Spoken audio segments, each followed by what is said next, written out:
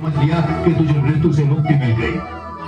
मूर्ख, परमेश्वर के अतिरिक्त जन्म और मृत्यु के चक्र से कोई मुक्त नहीं है। तेरे मन में यह भ्रम समा गया कि तू श्रेष्ठ है, तू सर्वशक्तिमान है। हे दुर्बुद्धि, हे दुर्मते, केवल ईश्वर श्रेष्ठ है। ईश्वर, केवल ईश्वर सर्वशक्तिमान है। केवल ईश्वर सर्वशक्तिमान है।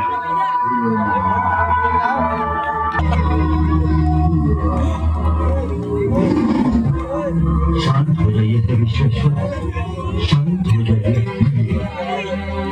आज संसार को यह ज्ञात हो जाना चाहिए कि परमेश्वर की शक्ति को ललकारने वालों का क्या परिणाम होता है।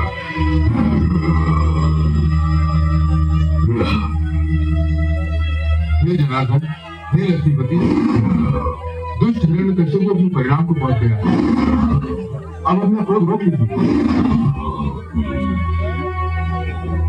नहीं, अभिमानियों को यह ज्ञात हो जाना चाहिए कि उनका अभिमानी सिर किस प्रकार पैरों तले रौंदा जाता है।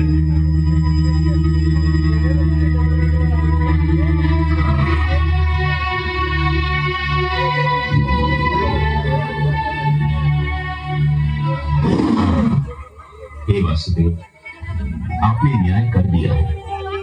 हिरण्यकशिपु के शरीर के साथ उसका अभिमान भी ठंडा पड़ चुका है। अब अपने प्रकोप को समेट लीजिए, नहीं तो समस्त सृष्टि उसकी चपेट में आ जाएगी। इस पापी ने स्वयं को ईश्वर कहा था, स्वयं को सर्वशक्तिमान कहा था, मेरे भक्तों को कष्ट दिया था। देख ले, आज समस्त संसार देख ले कि स्वयं को ईश्वर कहने वाले, स्वयं को सर्वशक्तिमान मानने वाले किस प्रकार धूल में मिला दिए जाते हैं।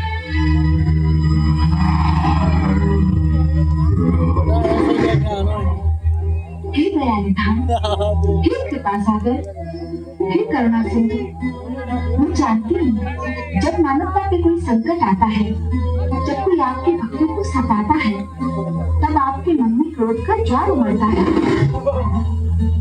परंतु हे सर्वेश्वर, आपके भक्तों के शत्रु को आपने अपने हाथों से मारा है। अब तो आप शांत हो जाइए। कैसे शांत हो जाऊं? अधर्म को कैसे सहन करूं? अधर्म मेरे समक्ष मृत पड़ा है और अधर्म को तो मैं मृत रूप में भी नहीं देख सकता।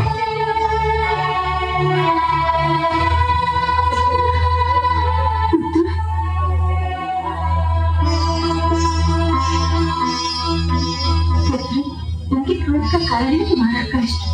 केवल तुम ही उनके क्रोध को शांत करा सकते हो। यदि उनका क्रोध शांत नहीं हुआ तो प्रलय आ जाएगी, सारी सृष्टि संकट में पड़ जाएगी। आओ पुत्र।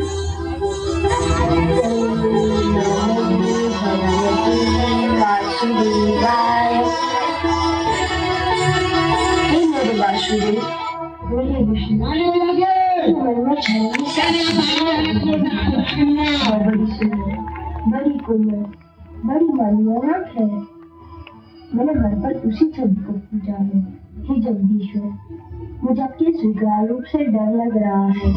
मैं जानता हूँ आपके क्रोध का कारण है मुझे दी जाने वाली यातनाएं, मुझे पहुँचाया जाने वाला कष्ट। उन यातनाओं और कष्ट का आपकी कृपा से अंत हो चुका है। हे वासुदेव, विश्वास कीजिए, मैंने आपसे अपने भाई औलाद और गुर्जर शंकर अमर के जीवन की भिक्षा अवश्य मांगी थी, परंतु पिताश्री के जीवन की भिक्षा कदापि नहीं मांगूंगा। मैं आपकी बंदी थी, आपने न्याय कर दिया। अब आप शांत हो जाइए और मुझे अपना वह मधुर रूप दिखा दीजिए जो मेरे मन में बसा हुआ है। हे वासुदेव, मेरी विनती सुन लीजिए, मेरी प्रार्थना स्वीकार कर लीजिए।